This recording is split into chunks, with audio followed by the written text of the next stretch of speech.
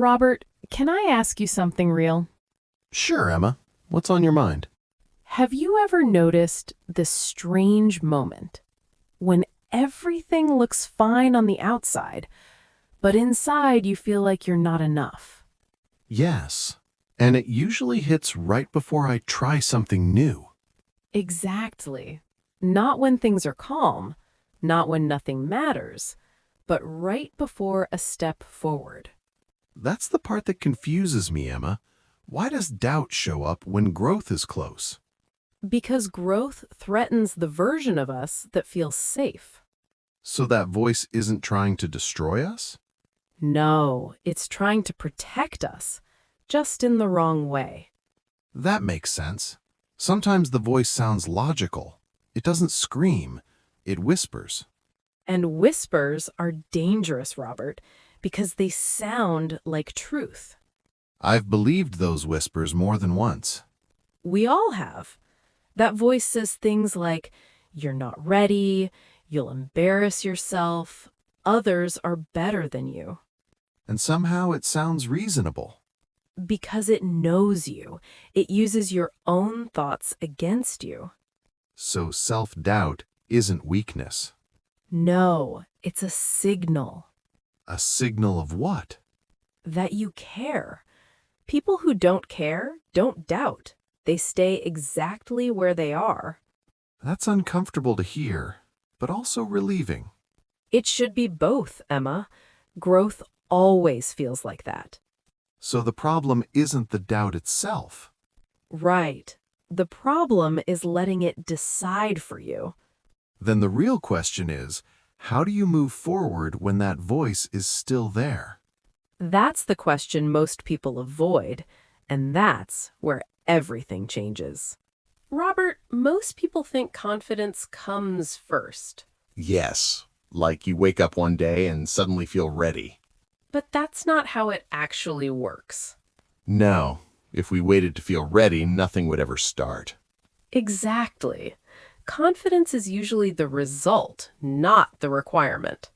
That explains why waiting feels so heavy. You're stuck, expecting a feeling that comes later. And while you're waiting, doubt fills the silence. Emma, let me ask you something. Have you ever moved forward while still doubting yourself? Many times. Almost every important step, actually. And did the doubt disappear? No, it just stopped being in control. That's an important difference. Very important. Doubt doesn't need to vanish for progress to happen. It just needs to lose its authority. Exactly, Robert. You don't silence the voice, you stop obeying it. That sounds simple, but it feels hard in real life. Because we think obedience equals safety. When in reality, obedience often keeps us small. Yes, safe doesn't always mean alive. That line hits close. It should. Most people aren't afraid of failure, they're afraid of discomfort, The discomfort of being seen, of being judged. of trying and not knowing the outcome. So doubt uses that fear. It feeds on it. It says, stay where you are. At least here, you know the rules. But growth doesn't happen where the rules are familiar, No, growth happens in uncertainty. which is exactly where doubt screams the loudest. Or whispers the most convincingly. Emma, here's something I noticed. Doubt always talks about the future. Yes, it never talks about the present moment. It says, what if this goes wrong? What if you fail? What if they laugh? But it never asks, what if you grow? Or what if you surprise yourself? Because those questions push you forward. So the trick isn't answering doubt. No, the trick is acting without debating it. Action as interruption. That's a good way to put it. Instead of arguing with the voice, you move. Yes, small steps, imperfect steps. That feels more realistic than waiting for confidence. Because confidence is built through evidence. Evidence of what? That you survived last time, that you handled discomfort before. So every action weakens doubt, A little, not dramatically, but enough. enough to keep going. Enough to change direction. That makes doubt less scary. It was never meant to be scary. It was meant to be understood. Then the next question becomes daily life. Yes. How do you live with doubt without letting it run you? That's what people struggle with. And that's where habits matter more than motivation. I'm listening, Emma. Good, because this part changes everything. Robert, most people think doubt is something you defeat once. Like a final battle. Yes, but doubt doesn't work that way. It comes back. Again and again, just in different clothes. That explains why even successful people still feel it. Of course they do. New level, new doubt. So the goal isn't to eliminate it. No, the goal is to change your relationship with it. That sounds abstract. What does that look like in real life? It looks like noticing the voice without reacting immediately. Pausing instead of panicking. Exactly. Most people hear the thought and act as if it's a command. I've done that. The thought says stop, and I stop. But a thought is not an order. It's just information. Sometimes bad information. Often outdated information. Outdated? Yes, your mind is using old experiences to predict a new situation. So it's protecting a version of me that no longer exists.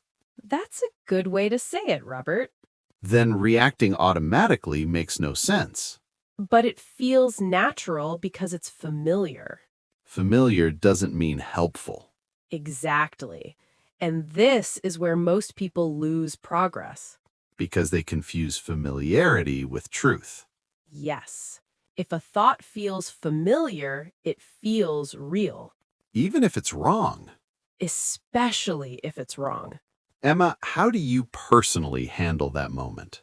I ask myself one simple question. Which one?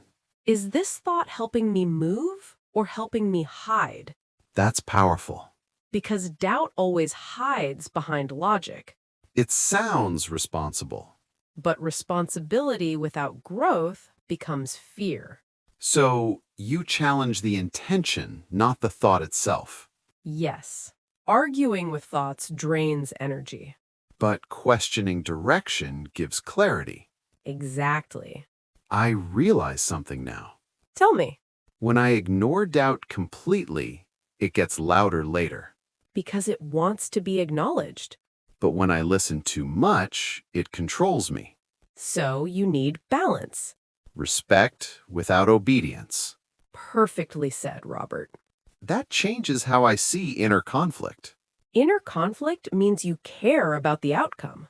People who don't care don't feel torn. They feel empty instead. I'd rather feel torn than empty. Most growth-minded people would. So doubt is part of the process. Not a sign you're failing, a sign you're stretching. That reframes everything. And reframing is what keeps you moving. But movement still feels heavy some days. Of course it does. That's why systems matter more than feelings. Systems? Daily choices that don't depend on motivation. That sounds like discipline. Gentle discipline, not punishment. I like that distinction. Because harsh discipline feeds doubt. And gentle discipline builds trust with yourself. Exactly. So the real work happens quietly. Very quietly. No dramatic breakthroughs. Just consistency. And patience. Especially patience. I think people underestimate that part. Because patience doesn't feel productive. But it is. It's the foundation. Then what breaks people isn't doubt. It's rushing to escape discomfort. Trying to feel confident too fast. Yes, confidence grows slower than ego wants. That's a hard truth. But a freeing one. I feel calmer hearing this. Good. That calm is important. Why? Because from calm, you can choose. And choice changes everything. It always has. Robert, there's a moment people rarely talk about. Which moment, Emma? The moment after you choose to move forward, but before you see any result. That empty space. Yes, that's where most people turn back. Because nothing confirms the decision yet. Exactly. No feedback, no proof. Just uncertainty. And that's when doubt changes its tone. It becomes urgent. It says you made a mistake, you should stop, go back. That urgency feels convincing, Because your brain wants closure. not growth. Right. Growth takes time. Closure feels immediate. So the mind chooses comfort. Unless you interrupt it. How do you interrupt something that feels automatic? By slowing down instead of speeding up. That sounds backwards. Most useful things do. Explain that to me. When doubt rushes you, slowing down breaks its rhythm. You stop reacting Yes, you return to intention. instead of outcome. Exactly, Robert. So you remind yourself why you started. And you lower the expectations. Lower? Not your standards, your timeline. That's important. People quit because they expect emotional rewards too early. They want reassurance immediately, But reassurance comes after repetition. not after one brave step. Yes, one step only creates exposure. Exposure to discomfort. And discomfort is where trust is built. Trust in what? Trust that you can handle uncertainty. That's deeper than confidence. It lasts longer, too. Emma, I noticed something. What is it? People who trust themselves don't need constant motivation. Because they don't argue with every feeling. They move even when it feels flat. Yes, flat days are normal. But people think flat means wrong. That misunderstanding costs years. So the problem isn't lack of passion. It's unrealistic expectations of emotion. Always wanting to feel inspired. Inspiration is rare. But consistency is available every day. And consistency beats intensity. Every time. That's how habits outgrow doubt. By outlasting it. Yes, doubt gets tired when you don't react. I've never thought of it that way. Most people try to fight it. Which keeps it alive. Exactly. So calm repetition is the answer. Calm repetition with awareness Awareness of what? of when you're seeking relief instead of progress, Those feel similar. but lead to very different places. Relief keeps you comfortable. Progress makes you capable. Capability creates real confidence. Yes, Then the hardest part is staying long enough. that's the part nobody celebrates. No applause. No dramatic moment. Just showing up again. Again and again.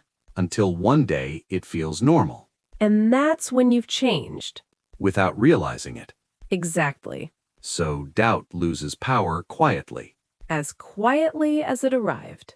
That feels true. Because it is. Robert, this is the part people underestimate the most. Which part, Emma? The daily part. The ordinary days.